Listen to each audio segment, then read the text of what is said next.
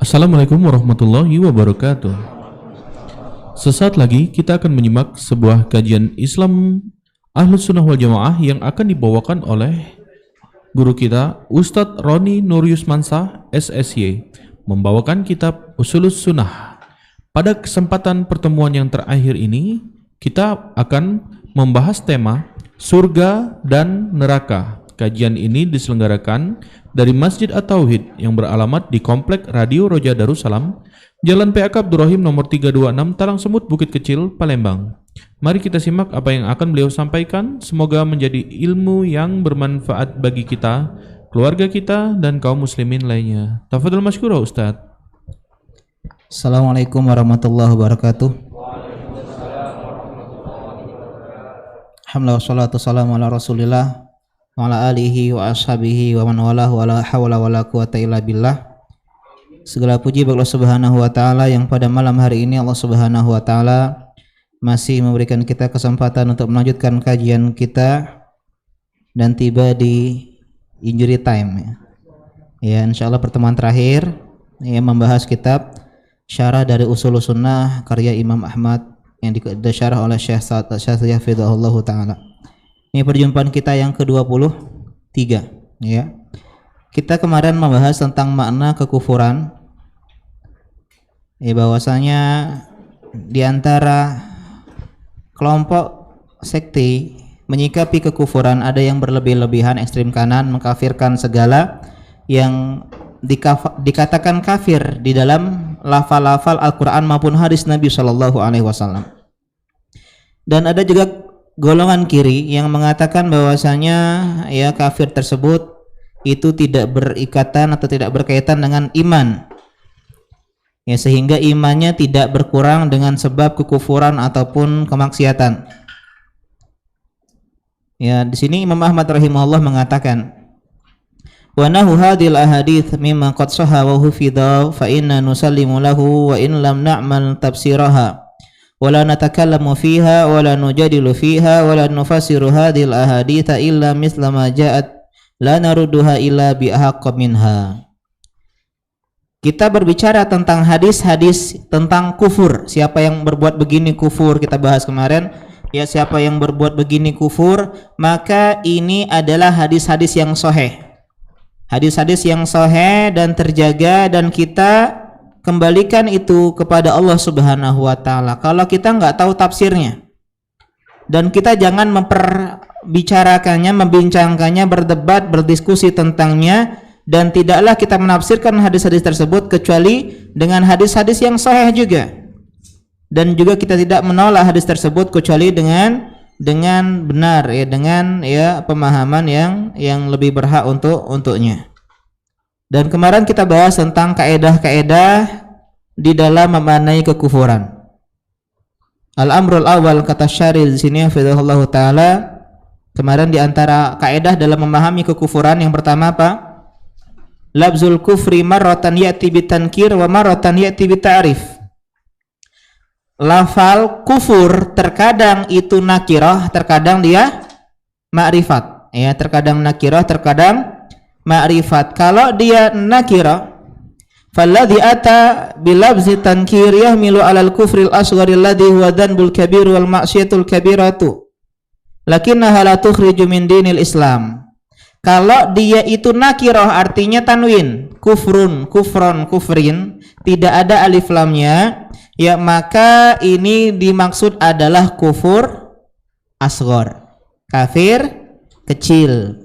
Contohnya qitalul muslim kufrun, membunuh orang muslim itu kafir, artinya kafir kecil yang tidak membuat seorang keluar dari agama Islam. Wa amma labzatul kufril mu'arraf fayuradu bihil kufrul akbar. Tapi kalau ada alif lamnya maka yang dimaksud adalah kafir akbar, ya kafir besar. Ini poin yang terakhir kita bahas kemarin ya. Kemudian kata syarih rahimahullahu taala hafizahullahu taala, al-amru tsani. Kaidah yang kedua memahami masalah kekufuran. Annana labudda an najma'a bainal adillatil waridati fil babi kulliha fa in ja'ana nasun yadulluna ala anna fa'ila hadzal dzanbi la yakfur wa la yazulu anhu al-iman fa innana nubki dzalikal lafaz. Kita haruslah menggabungkan dalil-dalil. Jadi jangan hanya baca dalil-dalil tentang kafir, kafir dan kafir saja. Akan tetapi kita harus mengumpulkan semua dalil, baru kita menyimpulkan sebuah kesimpulan. Kalau ada dalil lain yang mengatakan bahwasanya pelaku dosa ini tidak kafir, maka kita ambil hal tersebut. Contoh, ya. Qala al-Mu'tazilah wal Khawarij az-zani laisa bimuslim. Orang Mu'tazilah dan Khawarij yang mengatakan bahwasanya apa? Bahwasanya orang yang berzina bukan muslim. Orang yang berzina kafir. Li'annahu qad fa'ala kabiratan, karena dia mengerjakan sebuah dosa besar. Apa dalil mereka? Ada dalilnya.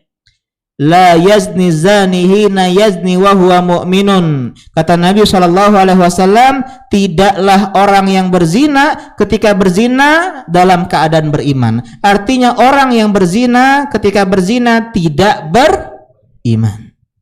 Dia hanya baca hadis ini, sehingga berarti orang yang berzina kafir, keluar dari Islam. Qila inna nabiyya sallallahu alaihi wasallam. Gimana kita balasnya? Baca Pak hadis-hadis yang lain. Karena Nabi qad ja'ala uqubatan lizani, karena Nabi menerapkan hukuman bagi para pezina di masa beliau, ya, ja'ala hadda zani mi'ata jalda. Ada orang yang berzina dalam keadaan belum menikah, apa hukumannya? Cambuk berapa kali? 100 kali. Kemudian diasingkan 1 tahun. Dibunuh enggak, Pak? Enggak dibunuh. Wahai Khawarij, baca hadis ini. Lau kana kafiran la hukima alaihi biriddah. Kalau ternyata dia kafir, maka dia akan dihukumi murtad, dan murtad hukumnya dibunuh. Artinya baca kedua dalil. Jangan baca dalil satu kemudian kafirkan, dalil satu kemudian bid'ahkan, dalil satu kemudian beginikan dan begitu kan. Tapi seorang yang smart, seorang yang pintar, dia akan mengumpulkan semua dalil, baru dia berkesimpulan.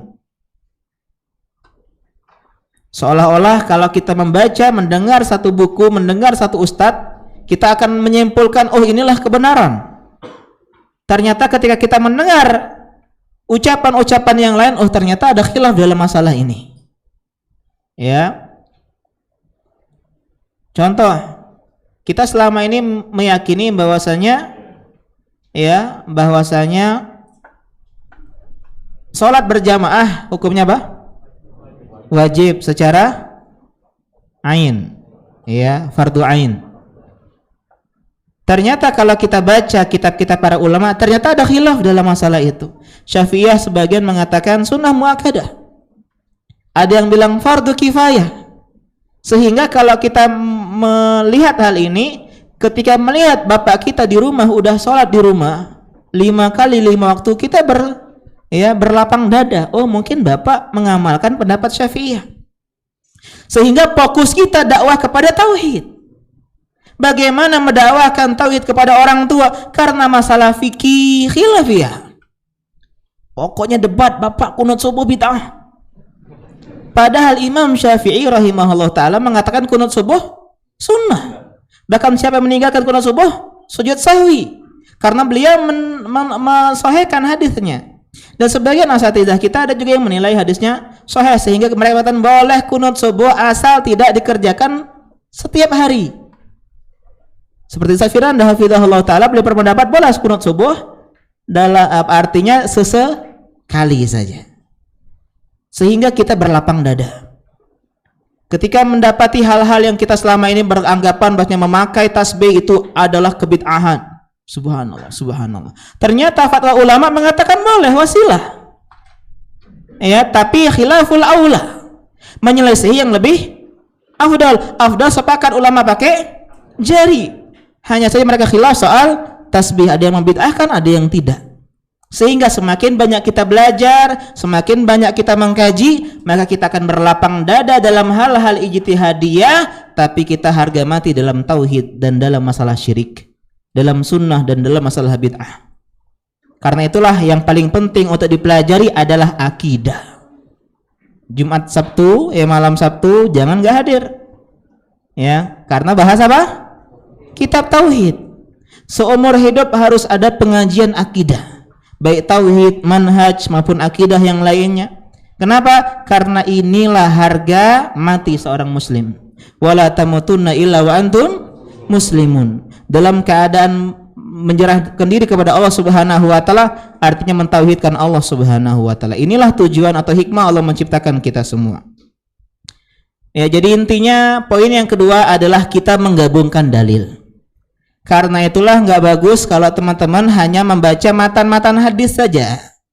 Baca matan hadis Bukhari baca sendirian, Muslim baca sendirian dan memahami sendiri, ini bahaya. Karena satu hadis kita baca, la yazni zani hina yazni wa mu'min, kafir berarti. Ya, kemudian baca hadis yang lain sehingga dia akan mudah menyalahkan orang lain karena bacaannya masih seperti tempurung kata dalam tempurung. Tapi orang yang dewasa yang selalu belajar dia akan berlapang dada. Ini dalam masalah khilafiyah. Jadi dalam masalah fikih kita belajar masalah fikih bukan untuk gontok-gontokan. Kita belajar tauhid, itulah yang harga mati. Ya, ribut gara-gara telunjuk gerak atau enggak, lutut dulu atau tangan dulu, iftirash atau tawaruk, duduk istirahat atau tidak, sadel atau sedekap setelah i'tidal, debat masalah itu, subhanallah. Tapi ditanya, ya, apa hukum pakai jimat? Dia bilang haram. Haram yang bagaimana? Syirik akbar, syirik kecil. Syirik akbar salah, syirik kecil salah pula. Cak mana Ustaz makonya ngaji tauhid. Coba yang benar apa? Akbar apa kecil? Iya, dirinci. Bisa syirik akbar, bisa syirik kecil. Kalau dia meyakini jimat yang mendatangkan maslahat, yang menolak mudarat, syirik akbar. Kalau dia mengatakan oh yang memberikan adalah Allah Subhanahu wa taala, ini jimat hanya sebagai wasilah saja, syirik kecil. Khilaf juga para ulama tentang kalau yang dijadikan jimat adalah Al-Qur'an. Itu dibahas oleh para ulama. Ya, kita tahunya selama ini tauhid rububiyah, uluhiyah, asma wa sifat. Kalau baca ulama salaf, tauhid ada tauhid ilm dan tauhid amal, bingung kita. Ada tauhid tolak, ya, ada tauhid yang lain, sehingga kita merasa udah ngaji tauhid padahal belum. Gak bisa membedakan ta'til sama tahrif, gak paham apa itu tauhid makna dan tauhid kaifiyat. Yang katanya oh aku udah ngaji tauhid, belum dalam. Ya, kita masih suka wah debat ini kunut subuh nih dalilnya. Ya, ditanya masalah tauhid itu paling dasar. Ya, nggak boleh kita nggak paham masalah tauhid. Kalian nggak paham fikih rumah tangga, mungkin tercela, tapi tidak sebagaimana tercelanya kalian nggak paham tauhid. Kalian terjumus dalam praktek riba karena nggak paham ilmunya, karena nggak belajar, itu tidak seperti kalian jatuh dalam kesyirikan. Ya, sehingga ya meskipun kajian usul sunnah ini selesai, tetap belajar akidah. Poin yang ketiga. Jadi mohon maaf hari ini saya pengen lama-lama ya, sampai jam 9 mungkin. Nggak tahu ya. Nggak. Masih beremut ke belakang no. Poin yang ketiga, annahu yufarraqu baina takfir bil awsaf wa takfiri bil a'yan. Ini poin kaidah dalam masalah kekufuran. Bedakan takfir, mengkafirkan dengan sifat, atau bahasa kita perilaku, perbuatan, mengkafirkan perbuatan dan mengkafirkan secara personal, individu. Fa innaka qad taqulu dzanbul fulani kufrun wal ma'siyatul fulaniyah kufrun walakinnaka la taqulu fulan alladzi fa'ala dzalika dzanba kafirun. Kita bisa saja bilang oh ini dosanya kafir, ini kufur, ini maksiatnya kufur. Tapi kita enggak serta-merta mengatakan yang mengerjakannya kafir, yang melakukannya kafir, yang memperbuat demikian kafir. Kenapa? Karena ada syarat dan ketentuan yang khusus berlaku. Apakah dia udah belajar? Apakah sudah iqamatul hujjah? Ini dipelajari oleh para ulama. Sehingga orang bodoh nggak bisa dikafirkan. Mereka diberi tahu apa tempe? Tahu. Pak, ini nggak boleh, ini kufur, ini nggak boleh, ini syirik. Oh, terima kasih nak, Bapak nggak tahu. Ya, misalu hada contohnya. Tarku sholati kufrun akbar. Kata Syekh di sini, beliau berpendapat Hanabilah, ya, meninggalkan sholat kafir besar. Yang nggak sholat, apalagi yang tidak pernah sholat, kafir besar menurut Syekh di sini. Ya, ini pendapat Hanabilah, sudah kita bahas sebelumnya. Khilaf dalam masalah ini. Lakin Zaidan hadza la taraka salata qad la nahkumu alaihi bil kufri la annahu qad yakunu jahilan. Tapi ada si Zaid, maaf ya namanya Zaid di sini. Ya, kata beliau Zaid. Jadi Zaid itu istilahnya nama yang sering dijadikan contoh bagi ahli nahwu. Kalau kita bahasanya siapa yang sering disebut namanya? Budi. Budi bermain bola. Gitu ya. Iklan kita dulu ya. MU. Ya. Zaid kalau dalam kitab Nahwu, Zaid meninggalkan sholat, kita nggak serta-merta mengkafirkan dirinya, karena bisa jadi dia jahil, dia bodoh tidak mengetahui. Itu poin yang keberapa? Yang ketiga. Yang keempat, anal hukma bitakfiri alal ayan yakunu lil qudati wa alil ilmi minal mujtahidin alladziina yahiqu lahum an yajtahidu fi mithli hadhil masail al-amah wa amma afradun nasi fa innahum la yahiqu lahum wuluju hadzal bab. Yang keempat, soal mengkafirkan individu, mengkafirkan person, itu adalah milik atau haknya para qadhi, para hakim, para ulama yang mujtahid, artinya kelas-kelas atas, para alim ulama, para ahli ilmu, bukan ya tempatnya orang-orang, setiap orang awam, penuntut ilmu, baru ngaji sekali dua kali udah menilai, kafir budak itu. Oh, profesor itu kafir. Oh, menteri agama nih kafir. Presiden Jokowi ini kafir. Yang ngomong ini orang baru ngaji.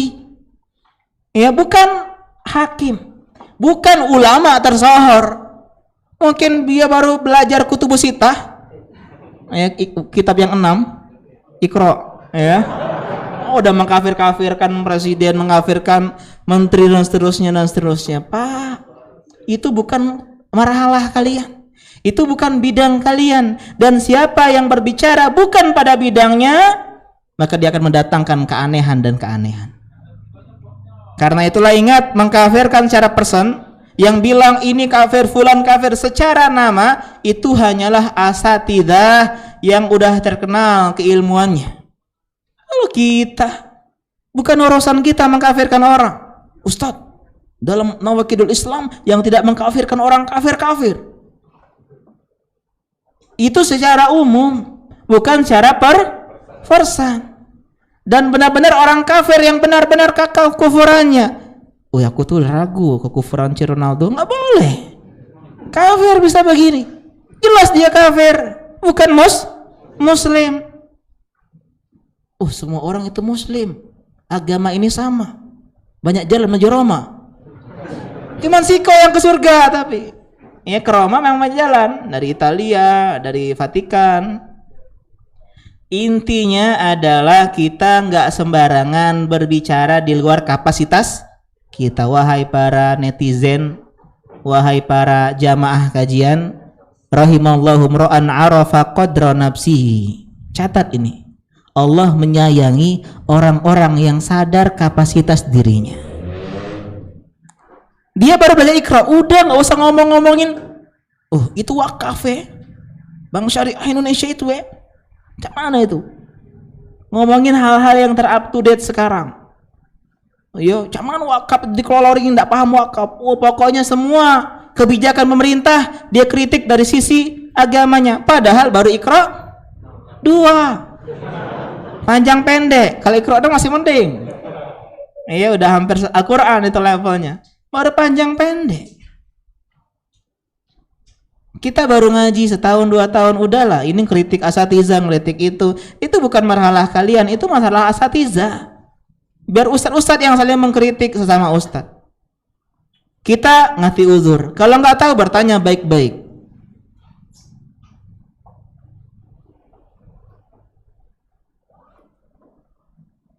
Saya dulu pernah ya menutup ini sholat ya, menutup kening, langsung ada yang santri-santri yang tanya sama ustadz yang lain. Ustadz itu sholat sadar sholatnya jadi sama dia tuh ngapa dia tuh kalau sholat itu ini nutup kening. Bagus ini, bagus. Mungkin dia belajar dalam madhab Syafi'i dimakruhkan, akan ada yang bilang diharamkan. Ya, harus terbuka. Ya, dalam madhab Syafi'i. Kita katakan bahwasanya ini kurang tepat. Paling maksimal itu makruh. Kenapa? Karena tidak setiap anggota sujud itu harus terhalang, harus tidak terhalang. Kalau emang harus segala 7 anggota sujud terhalang, kita pakai celana pendek. Karena lutut juga bagian anggota sujud. Ya meskipun memang yang afdalan pun kena, sebenarnya kena di sini sedikit. Dan sedikit pun dalam mazhab Syafi'i udah mencakup semuanya, enggak harus. Ya.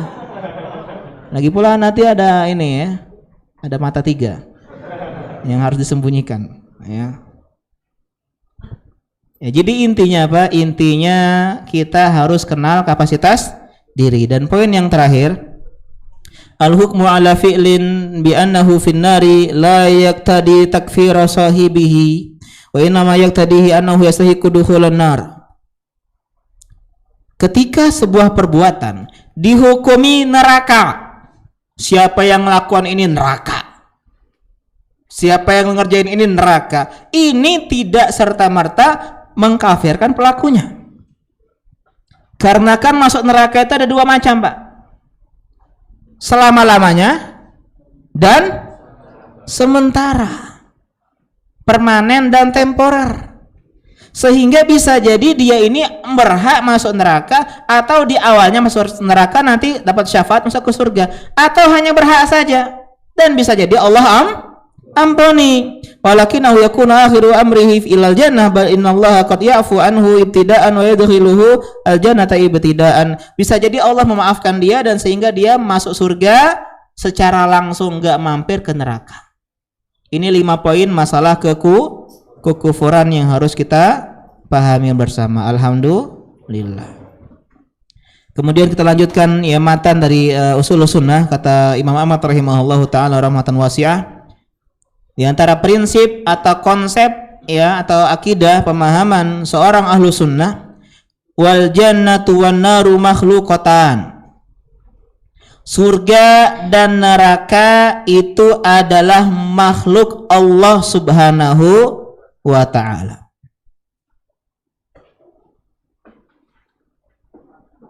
Dan sekarang sudah ada. Ingat, sekarang sudah ada. Mubazir Ustaz. Mubazir kata uangnya sekarang. Iya tak? Kata uangnya. Ini yang diyakini oleh Mu'tazilah karena dia pakai akal. Dia enggak masuk akal ditolak. Padahal kita katakan kama ja'an Rasulullah sallallahu alaihi wasallam, padahal banyak dalam hadis Rasulullah sallallahu alaihi wasallam, wa dakhaltul jannata faraitu qasran. Saya masuk ke surga, saya melihat sebuah istana.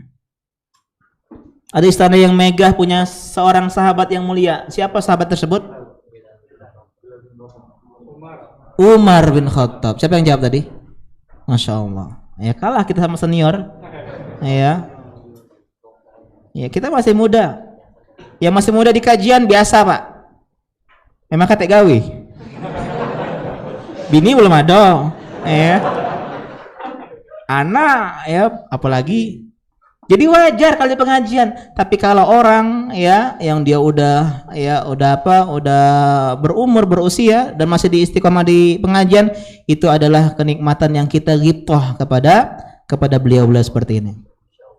Nah, kemarin itu ada seorang jamaah kajian ya, yang dia terkenal ya sejak saya awal-awal kajian sampai sekarang ya, kenal. Intinya apa? Intinya beliau itu termasuk contoh dalam belajar. Ya. Kalau kita ini kan berubah-ubah wajah kalian. Saya 7 tahun itu wajah-wajah pengajian berubah-ubah. Setelah nikah hilang. Setelah nikah hilang. Jadi pengajian itu seperti ajang pencari nikah. Ya, padahal saya katakan bahwasanya kalau kita nikah justru kita harus lebih semangat belajar yang laki-lakinya. Kenapa? Sudah punya murid. Kalian kan belum punya murid, belum punya yang dididik. Kalau udah jadi suami, di antara kewajiban yang paling dasar, ku anfusakum wa ahlikum naro. Jaga diri kalian dan istri, keluarga kalian, anak kalian dan neraka. Kata para ulama tafsir, alimuhum wa adibuhum, ajarkan ilmu dan adab, dan fakidu syai' la yu'ti, yang enggak punya enggak bisa ngasih. Sehingga wajib seorang suami belajar ilmu agama. Dek, balik-balik pengajian tadi itu ada 5 poin masalah kekufuran. Yang pertama, kalau dia itu tanwin, itu artinya kufur kecil. Apa tanwin itu? Iya. Oh, itu an, in, un. Oh, iya. Kalau ma'rifah itu alif lam. Ya, apa alif lam itu? Oh, itu nah alif dan lam di depannya. Oh, gitu. Dek, aku dan kamu tak mau jadi alif lam dan tanwin. Kenapa? Tidak mungkin bisa bertemu. Siap. Masa romantis saya ngomong. Gobal-gobalnya anak-anak ahu itu ya, anak-anak nahu. Jadi intinya apa? Intinya ya teman-teman wajib belajar. Ini istananya Umar bin Khattab. Wa ra'aitul kautsar, beliau melihat, saya melihat kautsar, sungai di surga. Wa talatu fil jannati fa ra'aitu aktsara aliha ya kaza wa kaza. Saya melihat surga, ternyata kebanyakan penduduknya siapa? Orang miskin, Masya Allah. Senang nggak jadi orang miskin? Nah, jadi Pak, kalau ternyata hidup kita dari tahun ke tahun masih miskin, mungkin Allah pengen kita masuk surga tanpa hisab yang panjang. Antum tahu audit keuangan? Tahu audit? Perusahaan dia audit keuangan itu lama nih. Mana 5.000-nya nih? Mana ya? Bayangkan kalau kita orang kaya di akhirat begitu, Pak. Karena itulah ulama mengatakan, atau hadis mengatakan, orang miskin itu lebih dulu masuk surga dibandingkan orang kaya karena lama dihisapnya. Kau mana ya? Nuh, udah katanya kosong. 5.000 beli nasi untuk 2 hari. Untuk 2 hari pula. Ya. Cepat dihisapnya. Karena itulah kita takut miskin, padahal miskin itu lebih cepat hisapnya dibandingkan orang yang kaya. Tapi kalau orang kaya ya dia, kan itu ulama khilaf, orang miskin bersabar, orang kaya bersyukur, mana yang lebih afdal ya? Yang benar apa? Yang lebih afdal adalah yang paling bertakwa ya. Itu jawaban Ibnu Taimiyah rahimahullah taala ya. Wa talatu finnari faraitu kada wa kada. Saya melihat neraka, kebanyakan penghuninya siapa? Siapa ibu-ibu? Wanita. Kenapa? Kufur. Ini hafal suami ini ayatnya. Kufur. Oh? Ingkar sama suami Pak Ustadz. Oh ya. Paling hafal ini suami-suami ya. Karena mereka enggak berterima kasih pada suami. Ya, idza ahsanta ila ihdahina dahar, kata Nabi, kalau kita berbuat baik setahun penuh kepada istri kita, tuma ra'at minka syai'an, sekali saja atau sehari saja dia melihat sesuatu yang dia tidak suka, ma ra'aitu minka khairan qats, kau nih dak kati baik-baik nyo, hilang 363 hari karena 1 hari. Rusak rusak nilai rusak nilai setitik karena nilai setitik rusak susu sebelanga ya. Jadi ini manhaj perempuan, nggak ada yang sempurna. Kalau kita melihat kesalahan satu orang ya, maka lihat 99 kebaikannya. Bapak kita ternyata nggak ngasih ke kita duit jajan. Sedih nian kita Pak, kudu butuh nian Pak. Udah kata dek sedih nian. Padahal selama bertahun-tahun kita diberikan uang jajan. Asen nian kau ni masak dak becus nian kau ni. Padahal 20 tahun masak baru inilah keasinan. Itu pun dia mungkin lagi bingung antara gula sama garam. Atau mungkin karena gulanya habis, kecap manisnya habis. Yang dia ditambahkan garam. Inilah manhajnya wanita. Laki-laki nggak boleh kayak gini. Apalagi kalau bergaul sama manusia pasti ada kekurangan dan kesalahan. Kelebihannya ya.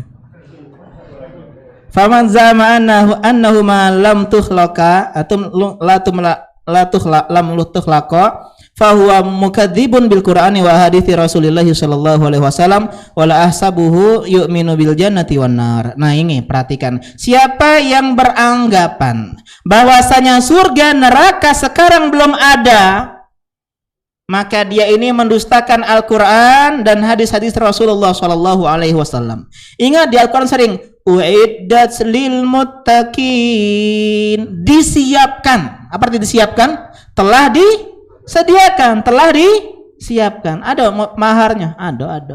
Siap. Artinya sudah ada. Kau ngelamar aku maharnya ada. Telah disiapkan. Di mana? Masih di awang-awang. Ini bukan disiapkan. Uiddat lil kafirin, neraka telah disiapkan untuk orang-orang kafir, artinya sekarang sudah ada. Maka orang seperti ini saya tidak meyakini dia beriman dengan surga dan neraka. Sekarang kita ngomongin surga dan neraka.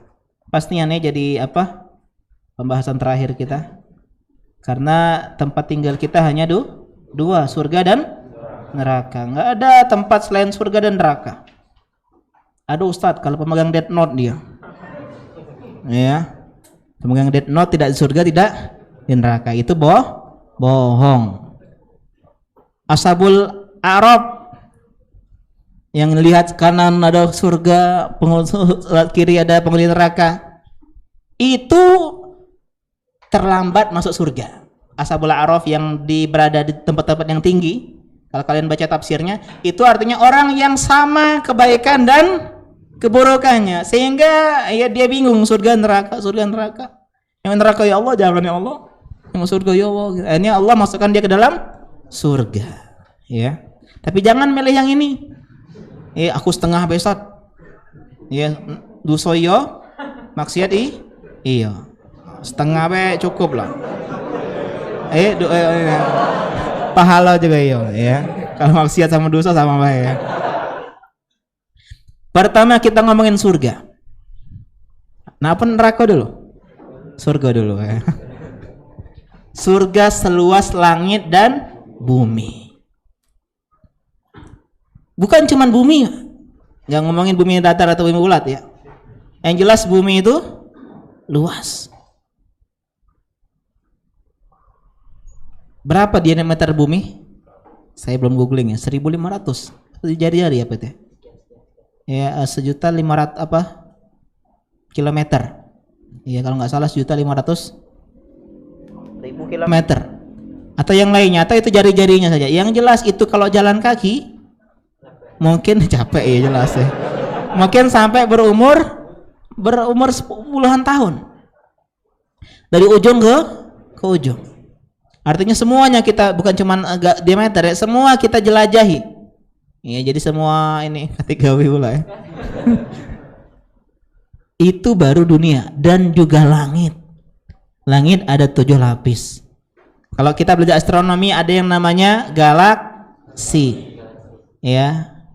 Ada galaksi Milky Way atau Bima Sakti yang katanya dari matahari, kemudian Merkurius, Venus, Mars, Bumi, Jupiter dan seterusnya.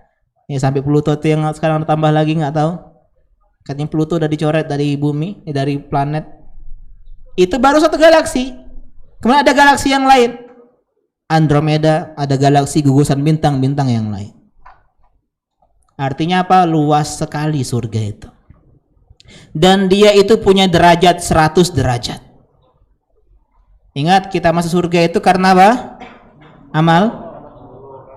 Karena rahmat Allah Subhanahu wa taala. Mau 24 jam kita beramal, kita nggak bisa mendapatkan surga karena balasan atau timbal balik. Nggak akan pernah surga kita dapetin dengan bayaran amal kita, enggak. Terlalu murah bayaran amal kita. Tapi karena rahmat Allah Subhanahu wa taala. Ustadz, kalau gitu kenapa capek-capek beribadah? Ini ibadah nanti yang menentukan level derajat kita di surga. Dan berapa pintu surga? 8. Ada 8. Salah satunya apa? Pintu orang puasa Ar-Rayyan. Tanahnya dari kasturi. Wangi, Pak. Kemudian kita di antara nikmat yang paling indah adalah melihat wajah Allah. Melihat wajah ulama beneran langsung itu Masya Allah. Senang itu luar biasa. Lihat orang yang soleh beneran ya, bukan cuma dai itu ya kadang nggak soleh ya. Benar-benar ulama ke Saudi ngelihat wajah mereka tuh Masya Allah, terharu. Ya, melihat wajah orang yang soleh, melihat wajah istri, ya malam pertama baik tapi 5 tahun kemudian astagfirullahaladzim. Ya.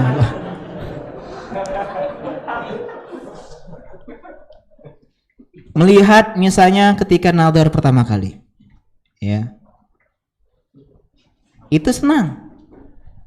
Bagaimana kalau kita melihat wajah Allah Subhanahu wa taala? Itu adalah kenikmatan di atas segala kenikmatan yang hanya dimiliki oleh orang-orang yang mendapati surga Allah Subhanahu wa taala. Kita taunya cuman apa di surga ada apa? Bidadari. Ya. Padahal nikmat memandang wajah Allah di atas kenikmatan bidadari. Karena tersebut kita ngomong bidadari, ya. Bidadari. Ustadz, ngapa kata bidadara? Ingat, mbak-mbak yang meninggal belum menikah jadi bidadari. Dan dia akan dinikahkan dengan orang soleh penduduk surga. Dan semua Ustaz jelek-jelek, jangan bayangkan itu di dunia kan kalau hadis bidadari banyak tuh mak ini. Nah lanangnya juga sama, iya penghuni surga, belaga-belaga kalau ya. Dan yang paling belaga itu umur 33 tahun kata para ulama. Jadi yang 27 belum nikah sabar, mungkin belaganya 33. Baru dapat ya. Kalian dapat akhwat, Ustaz ada akhwat 31, masih bagus. Ibaratnya 33, beda 83. Iya mundur lah 83 ya. Yang pertama di antara spesialisnya atau karakteristiknya bidadari surga adalah menjaga pandangan. Kalau akhwat-akhwat zaman now ya di TV ada Lee Min Ho masih nyingok ada. Nah Lee Min Ho cia. Song Joong Ki cia. BTS ya. Intinya galau-galaunya ya, artinya ya masih ngeliat-ngeliat lah yang ganteng, termasuk meskipun sudah menikah ya. Ribet ya pakai kacamata ini ya, cuman ya anak sudah min ya, bukan karena hobi baca ya, tapi karena hobi main HP. lanjut ya, saya mana tadi sampai menjaga pandangan. Bahkan sekarang pun istri orang kalau ngelihat ada ikhwan yang lebih ganteng, ngintip dia. Cuci mata. Jadi bukan betina, bukan lanang, cuci mata. Betina juga. Nah, ribut belakang itu. Tahunian gitu. Ya, itu naluri semuanya. Ya, naluri semuanya. Sebagaimana kita suka lihat orang-orang yang cantik, wanita juga suka lihat orang-orang yang ganteng. Ya, cadar gitu. Entah ya. Karena itulah yang disuruh menundukkan pandangan bukan hanya laki-laki tapi juga perempuan. Kulil mu'minati yaghdudna min absarihinna. Katakan pada wanita tundukkan pandangan. Karena itu kalau ngelihat ustadz yang ganteng agak baper dikit, dengar audionya saja ya. Alhamdulillah aku udah ganteng ya. Yang kedua, terjaga di kemah-kemah. Dak suka keluyuran. Baiti jannati. Indah nih ya slogannya. Rumahku balik kantor dia udah kati. Balik kajian dia udah kati. Surga apa ini? Karena namanya surga tuh ada bidadari. Kalau bidadari kalau pergi gersang rumah itu. Karena itulah diantara ciri-ciri wanita surga ya dari penduduk dunia adalah nggak suka banyak keluyuran, betah di rumah.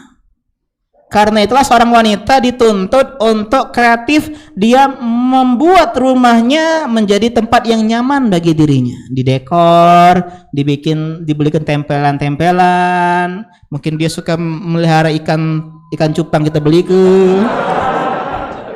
Iya, ya ini diantara cara agar mereka betah. Mereka suka apa misalnya? Suka ini apa gambar-gambar warna catnya warna pink, kita cat pink. Intinya kita sebagai suami membuat istri kita harus sering-sering betah di rumah. Ustaz, alhamdulillah aku betah sa istri ngapo? Ku beri ke dia Netflix. Nonton Korea terus dia. Jangan apa. Ya, kita azan dulu ya. Kita lanjutkan bidadari surganya ya.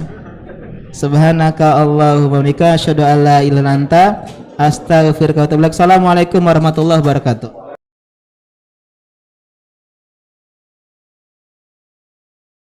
Sampai yang kedua, ya bidadari.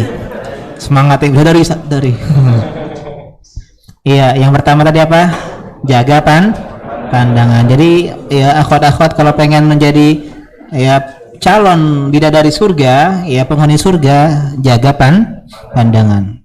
Yang kedua, terjaga di kemah. Ya sering di dalam rumah. Wa qarna fi buyutikun, kata Allah, ya hendaklah kalian wahai wanita ya berada tetap di dalam rumah kalian. Berapa kali sholat di Masjid Nabawi, Pak? Pahalanya? Berapa kali lipat sekali? Di Masjid Nabawi? 1000 kali. Tapi apa kata Nabi SAW? Buyutukunna khairun lakunna. Rumah kalian lebih baik dibanding Masjid Nabawi. Ibu-ibu, saking pentingnya untuk di rumah sholat jamaah saja, ya mereka diperintahkan lebih baik sholat sendirian di rumah. Bahkan lebih baik dibandingkan sholat di Masjid Nabawi. Ya cuman lagi umroh ya, cuman 7 hari ya, jadi tanggung ya, kasihan kalau di rumah di hotel ya. Jadi intinya apa? Yang kedua adalah terjaga di dalam rumah-rumah. Wanita pingitan. Kalau jarang keluar rumah, kulitnya apa? Putih. Ya, kalau sering keluar rumah, ya legam ya. Yang ketiga salah. Baik hatinya. Ustadz, di surga sama istri kita sekarang. Iya ya Allah Ustadz, cukup 20 tahun udah aku siksa Ustadz. Ngapo cerewet nian bini aku tuh galak marah-marah. Tenang, di surga enggak seperti itu. Istri kita enggak cerewet lagi, enggak suka marah-marah lagi, enggak ngangkat suara lagi. Jadi teman-teman, kalau punya istri yang buruk, sabar di luar surga, sabar. Ya, agar di surga hilang sifat-sifat buruk tersebut. Yang keempat, sebaya, seumur, enggak lebih tua. Karena itulah ada nenek-nenek ya di zaman Nabi SAW, dia bilang apa? Ya Rasulullah, aku ini masuk surga beda. Apa katanya? Nenek-nenek dak kate masuk surga. Nangis dia. Muat aku. Pergi dipanggil Nabi, bukan nek. Maksud saya semua wanita di surga itu muda. Ya, khilaf para ulama, ada yang mengatakan 33 tahun karena itu masa yang paling ganteng. Jadi kalau kalian jelek sekarang kayak kita, sabar, mungkin 33 baru ganteng ya. Kalau 33 itulah, berarti itulah yang paling ganteng. Yang kelima, cinta suami. Ada ustaz istri yang nggak cinta suami? Banyak. Ya. Mungkin terpaksa, perjodohan, atau daripada kata yang lain. Enggak ya, kasihan ya. Ya daripada kata cuma dia terlalu 5 juz, dia bismillah. Karena itulah teman-teman, rumah tangga itu bukan soal cinta, tapi soal komitmen. Kita setelah menikah berjanji cinta sehidup sesurga. Kalau menuruti perasaan cinta, itu penelitian mengatakan paling 3 bulan udah hilang cintanya. Tapi kita bisa mengupdate cinta dengan agama. Tutur katanya, baiknya, lembutnya, ramahnya. Lihat-lihat kebaikannya, syukuri kelebihannya, sehingga tumbuh sekali cinta. Seandainya tetap nggak mau tumbuh, pahala, nafkahi dia pahala.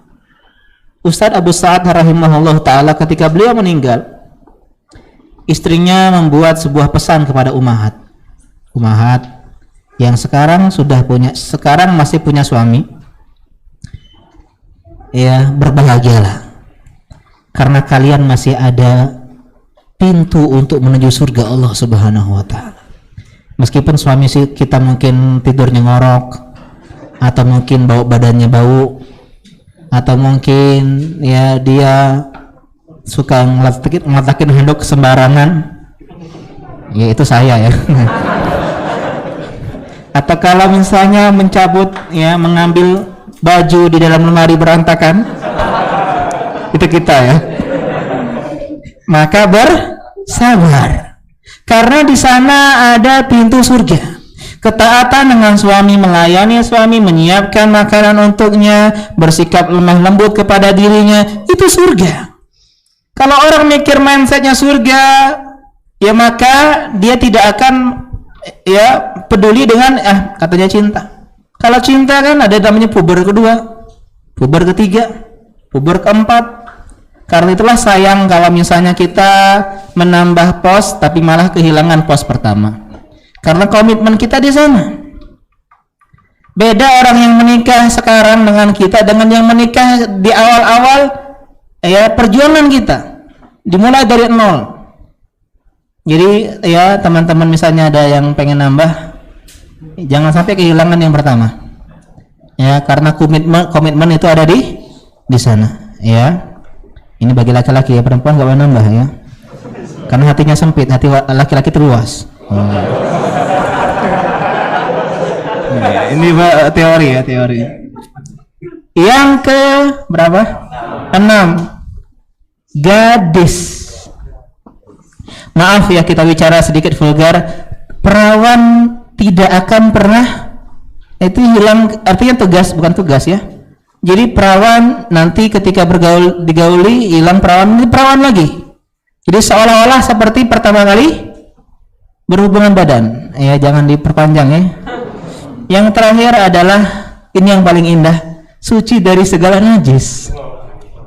Ahwat zaman sekarang secantik apapun, semancung hidungnya, seputih kulitnya, kalau kentut bau tuh tua.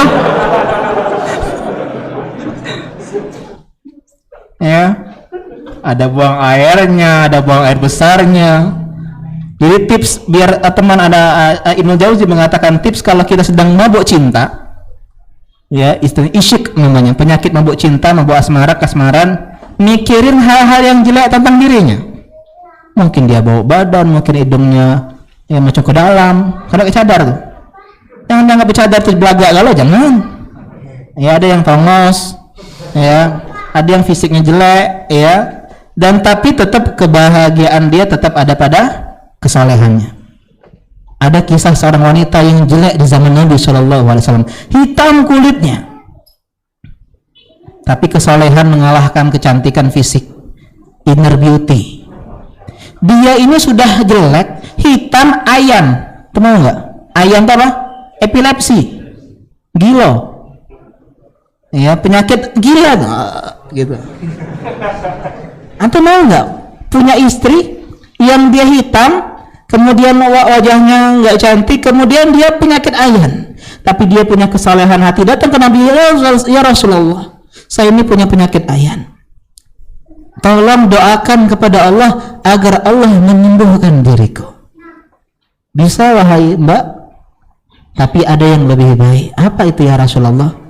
Mbak bersabar, maka Mbak akan masuk ke dalam surga Allah Subhanahu wa taala. Iya Rasulullah, gak usah doakan, biar saya bersabar, tapi mohon satu, ini solehah. Mohon doakan kepada Allah, kalau seandainya penyakit ayam tersebut ya kambuh, maka tolong tutuplah auratku. Hitam, jelek, galak kamu menyengok jempol kakinya? Nggak galak. Ih, pedio, cak cantikan kau, minta tutup aurat. Ih, cadar, cak cantikan jelek. Kita katakan ini bukan soal cantik jelek, bukan berarti menutup cadar itu hanya bagi orang-orang cantik, enggak. Tapi itu adalah perintah Allah Subhanahu wa taala. Menutup aurat itu perintah Allah Subhanahu wa taala.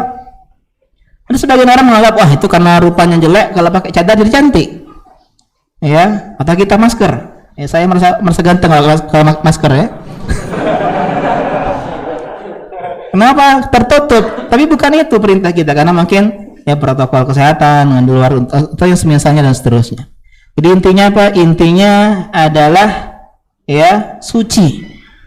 Kalau akhwat mikirin jelek-jeleknya, mungkin dia ya masih bau kentutnya, kemudian dia buang air. Adapun bidadari surga nggak ada istilah kencing, pipis, buang air, bau badan, bau jigong, nggak ada istilahnya.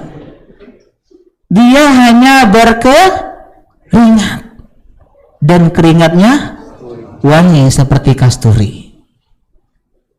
Kalau sekarang cantik apapun masih ada kekurangan, ya masih melahirkan, melar badannya, ya kemudian lahir yang kedua tambah melar badannya. Ya belum kalau operasi cesar jelek dah badannya.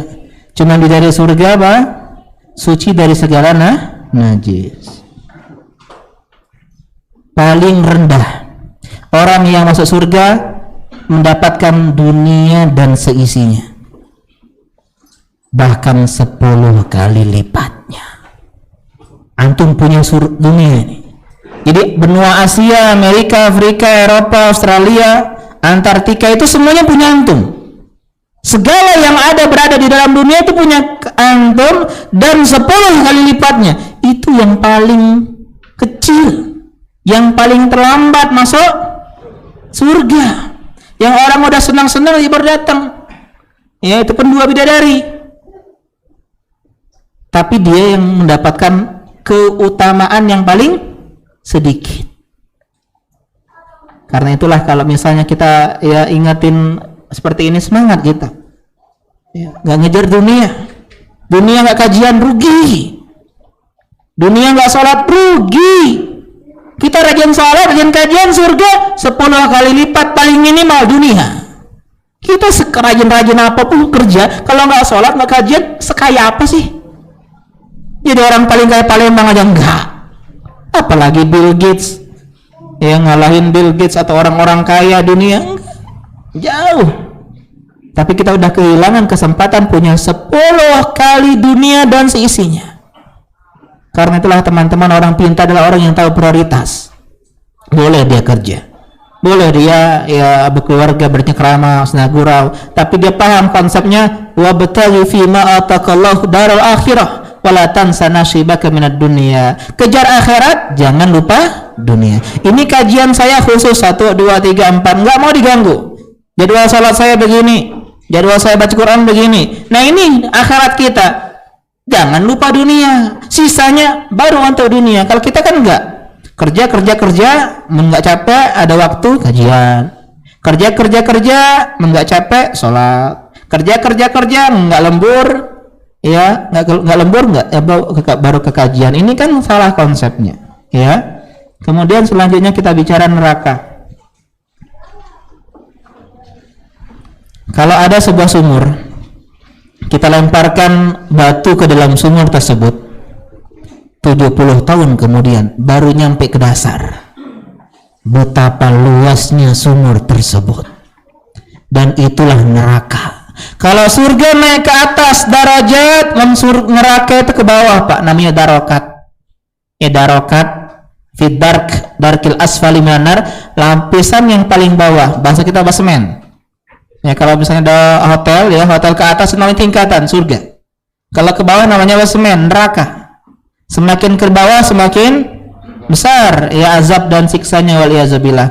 Kalau surga punya 8 pintu, neraka punya berapa? 7 pintu, benar. 7 pintu.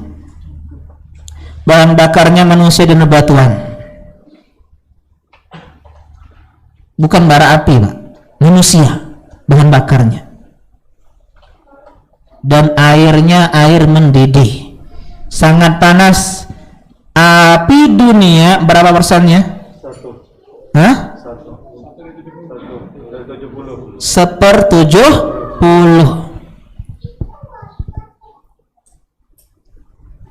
Berarti ditambah 69 kali panas baru sama seperti api neraka waliyazabillah.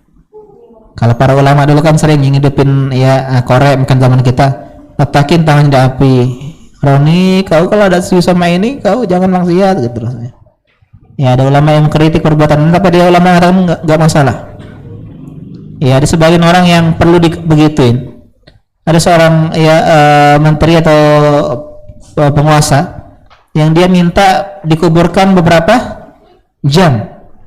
Ya, dia minta tolong dikuburkan, kemudian di beberapa jam kemudian dikeluarkan. Itu nangis, dan itu menjadi tolak balik dalam hidupnya. Ya, kita nggak perlu seperti itu harusnya. Ya, cukuplah dengan kajian Al-Quran, hadits. Ya. Kemudian makanannya zakum dan dori, buahan berduri. Zakum itu buahan seperti kepala setan. Minumannya mendidih dan bernanah. Yang paling susahnya neraka itu, kita itu balik lagi. Mendisiksa mati lemah. Ya, terbakar melepuh kulit kita. Twing, ada lagi, dibakar lagi, terus dibakar lagi, terus. Kalau orang kafir sampai enggak berujung. Khilaf para ulama, meskipun khilaf ini syad ya, nyeleneh, apakah neraka itu kekal? Apakah neraka itu kekal? Ada sebagian ulama mengatakan enggak kekal. Yang kekal hanyalah Allah Subhanahu wa taala katanya. Jadi satu ketika neraka itu game over, tutup, ya kemudian hilang semua isinya. Tapi yang lebih tepat wallahu alam adalah surga dan neraka kekal. Allah yang mengabadikannya. Karena itulah Pak, jangan keluar dari Islam, tolong. Jangan berbuat kesyirikan, syirik akbar, tolong. Ya, kekal di dalam neraka. Lenguhan, putus asa, disiksa, terus gitu, nggak ada ujungnya. Allah yang seremnya. Kalau ada kau disiksa 10 tahun, masa lemak 10 tahun, kita ikutan 9 tahun lagi, 8 tahun lagi. Ini nggak berujung-ujung. Karena itulah tauhid harga mati. Semiskin apapun kalian, sesusah apapun hidup kalian, datang misionaris membawakan rendang soto dalam bungkus Indomie, katakan tidak. Beras, seorang laki-laki ganteng seganteng ya, siapa lagi, Sehun atau yang semisalnya, atau Iqbal Ramadan,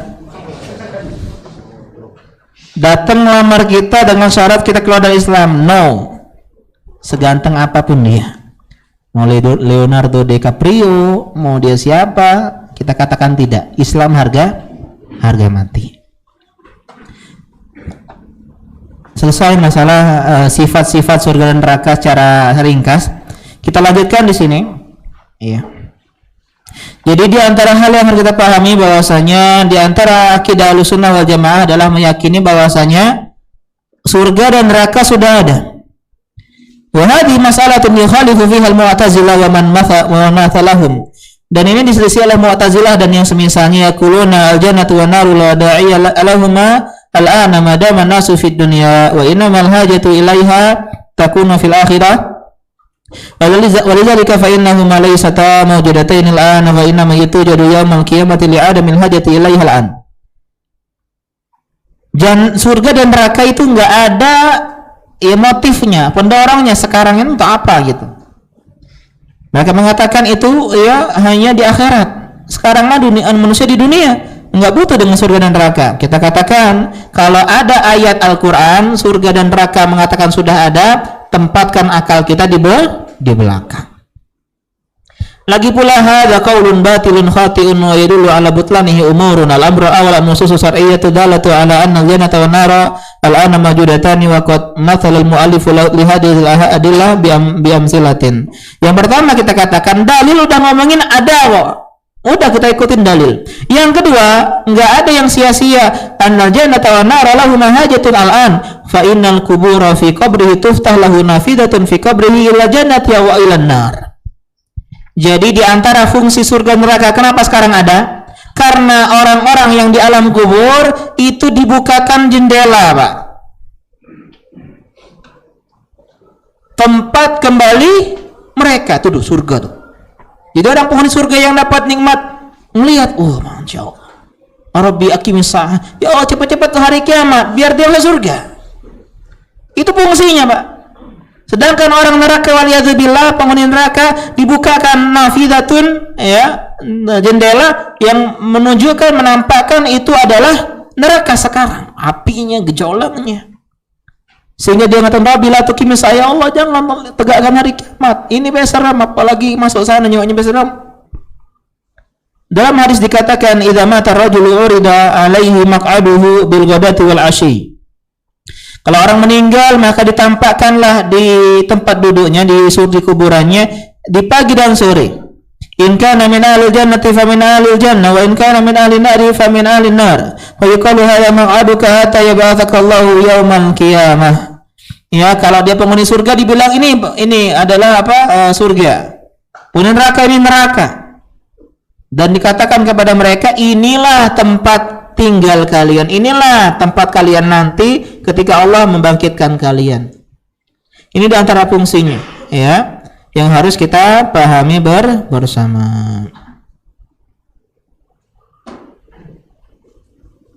Dan ingat, alam kubur itu, alam barzakh kita bahas adalah alam yang berbeda dengan dunia. Kita lanjutkan kemudian selanjutnya. Ini poin akhirnya. Ya udah jam 8:30 ya. Jam 9 balik kita nih. Mohon maaf ya.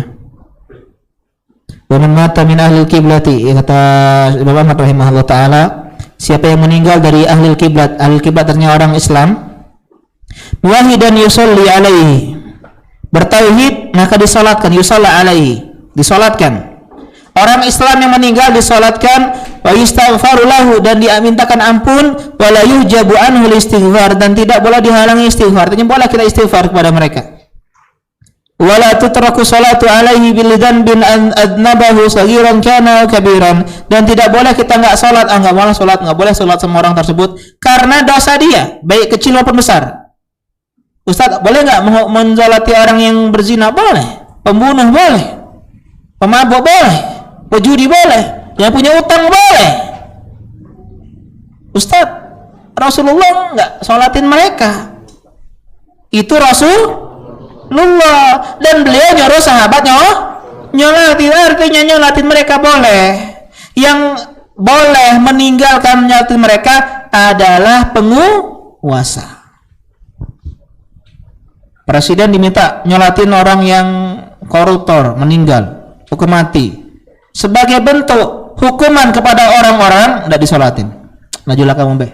Biar orang tuh ngeri ya, mati berutang, nggak disolatin Nabi. Takut mereka. Akhirnya mereka lunasi hutang. Yang membunuh misalnya, terkadang ada yang tidak disalatin Nabi. Itu bukan karena nggak boleh, tapi sebagai bentuk hukuman bagi yang lain agar mengambil pelajaran. Kita tetap, buktinya Nabi nyuruh sahabat salat. Yang nggak salat cuma Nabi sebagai penguasa. Amruhu ilallahi ta'ala, dan urusannya kepada Allah Subhanahu wa taala.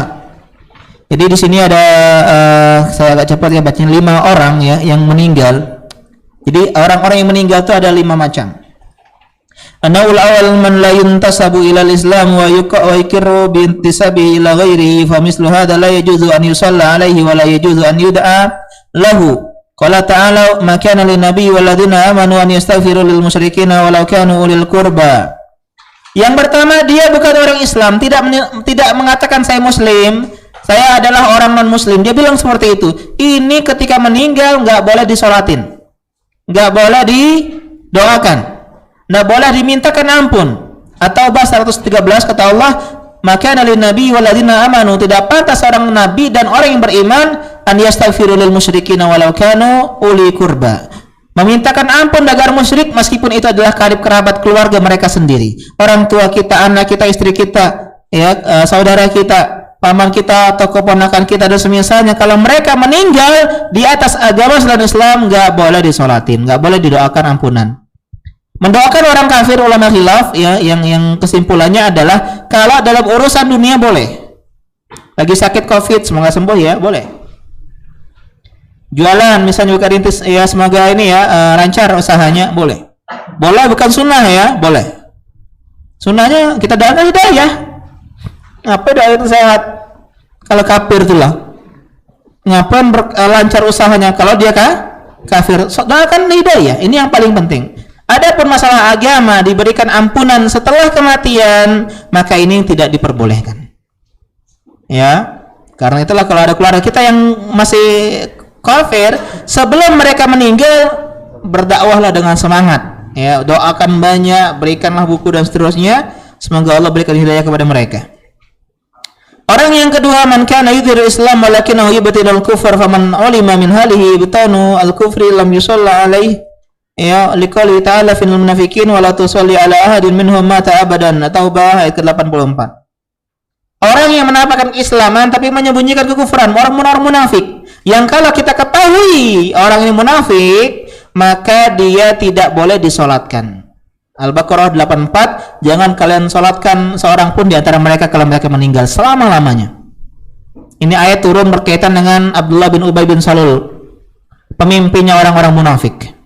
Yang ketiga, man kana yajru Islam wa yutinuhu wa kana minal muttaqin wa kana min ashabil amali shalih fa hadha yusalla alaihi wa salati alaihi ajrun 'azimun. Laqad warada fil hadithi anna man shalla 'ala janazatin kana lahu qiratun wa man tabi'ahu hatta tadfana kana lahu qiratan. Yang ketiga, menampakkan Islam baik depan maupun belakang. Artinya dia di hatinya Islam, di lampanya Islam. Orang yang bertakwa, orang yang beramal soleh, maka dia disolatkan. Bahkan menyolatinya adalah pahala yang besar. Kata Nabi, siapa yang menyolati jenazah dapat pahala 1 qirat, sampai dimakamkan dapat 2 qirat, dan qirat ini adalah gunung yang besar. Dalam hadis lain gunung Uhud 1 qiratnya. Jadi 2 gunung Uhud pahalanya. Ya. Kalau anak meninggal tolong salati ya. Ya. Kalau di sini, kalau di Prabu tidak usah lah, jauh. Jauh. An-Urabi, poin yang keempat, man mata wa huwa yantasibu ila Islam wa lam yujad minhu munafin lil Islam, kana qad fa'ala kaba'ir min az-zunubi wal ma'asi, fa hadha yusalla alaihi wa yul'ala an hadha anna nabiyya qad shalla ala jama'atin min al-wasati fi 'asrihi wa la yazal nasu yaf'aluna dhalika.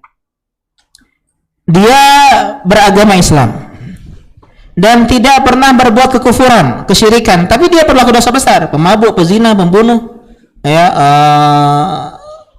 begal dan seterusnya, pencuri, pejudi, maka dia tetap disolatkan. Tapi boleh bagi imam untuk meninggalkan menyolatinya, bagi penguasa, imam.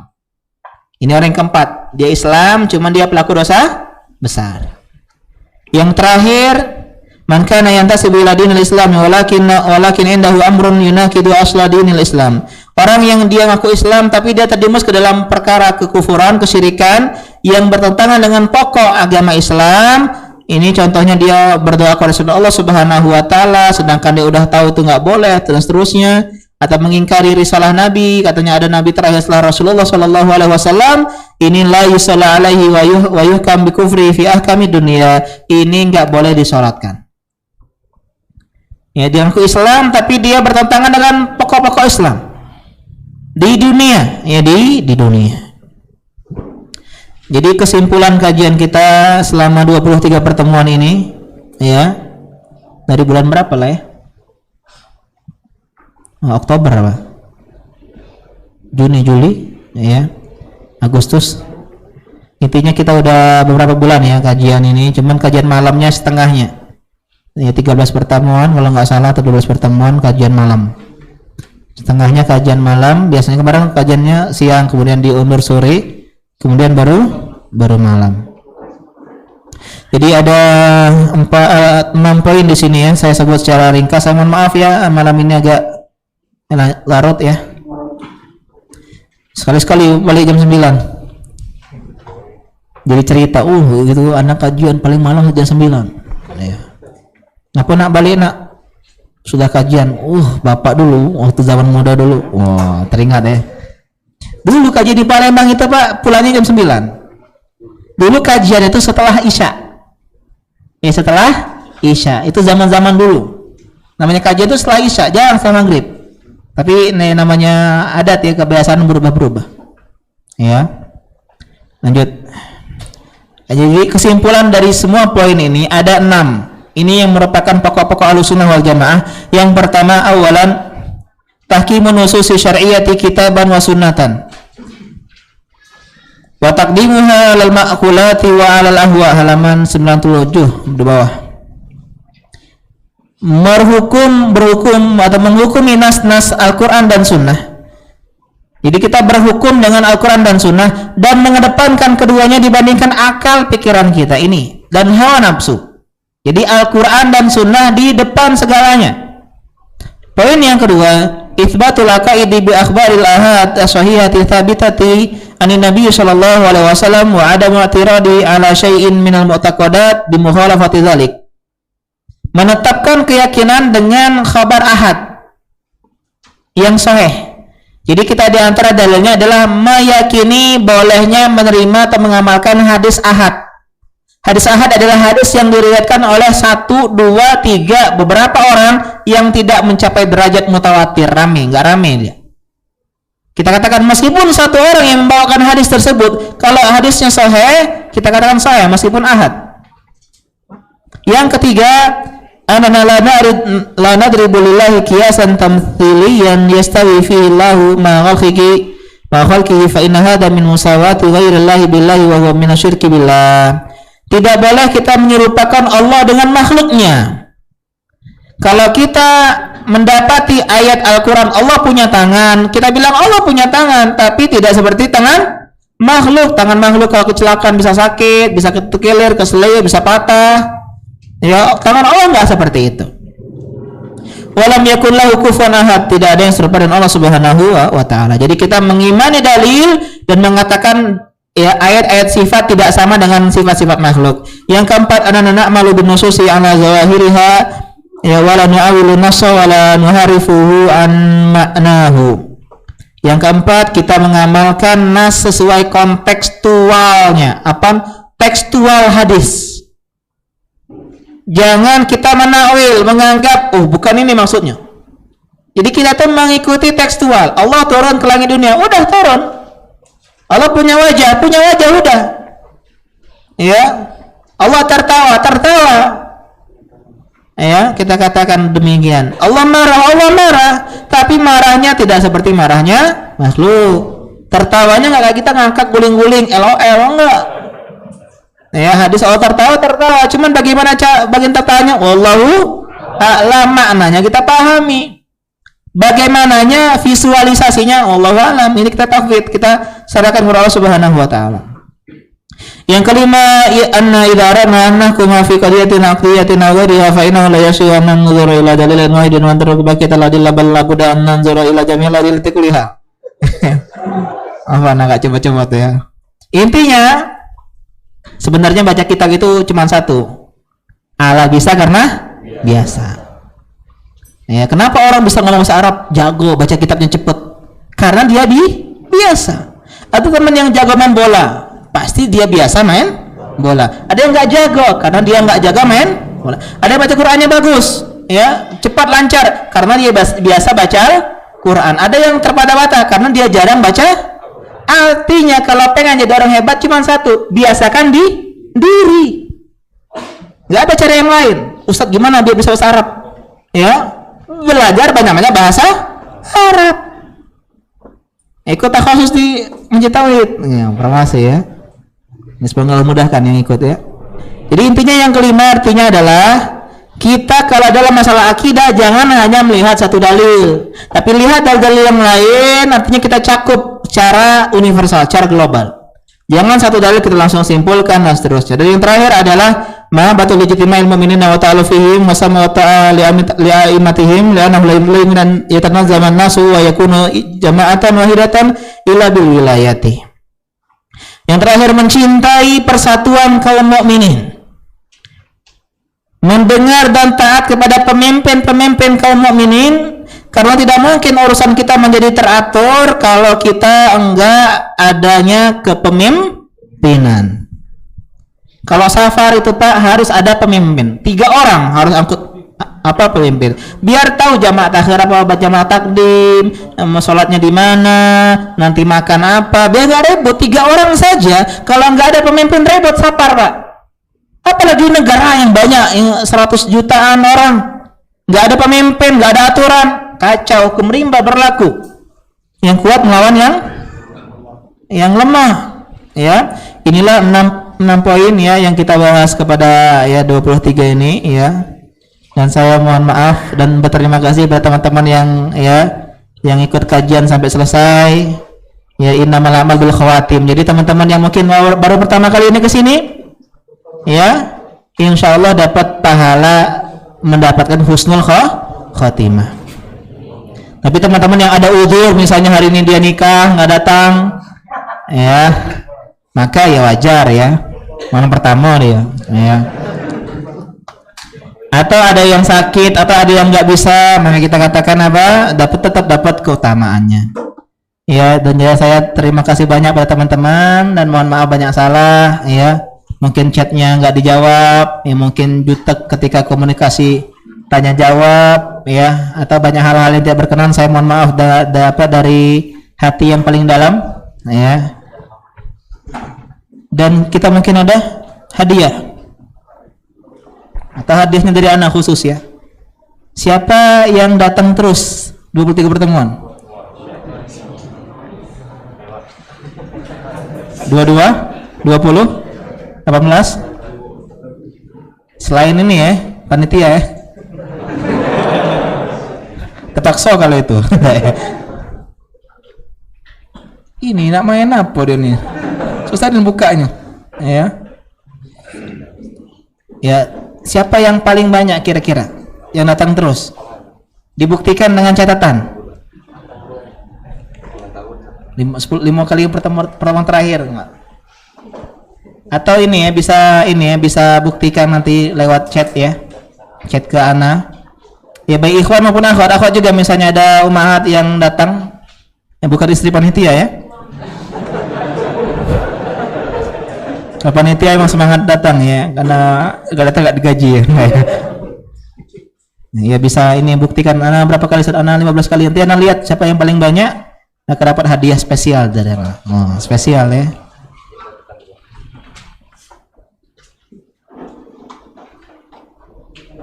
Kayaknya tanya jawab nggak usah aja ya hari ini ya. Saya tanyakan sama iya nanti balik aja. Ya, enggak apa-apa. Insya Allah ini pertanyaannya bisa ditanyakan kepada ustadz-ustadz yang lainnya ya.